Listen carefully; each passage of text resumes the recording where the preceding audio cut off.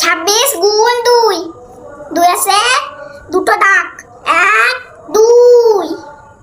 6 আছে 6টা দাগ, 1 2 3 4 5 6।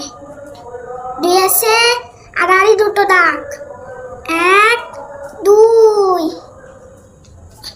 1 2 3 4 5 6 7 8 9 10 11 12। 12-র কত লিখবা? 2। হাতে কত থাকলো? 1 হ্যাঁ 1 এর পাশে লেখো। এবার এই পাশেগুলো গুনো। 1 2 3 4। আর হাতের 1 কত হয়? 4 আর 1 5। উত্তর কত হলো তাহলে? 52। 52।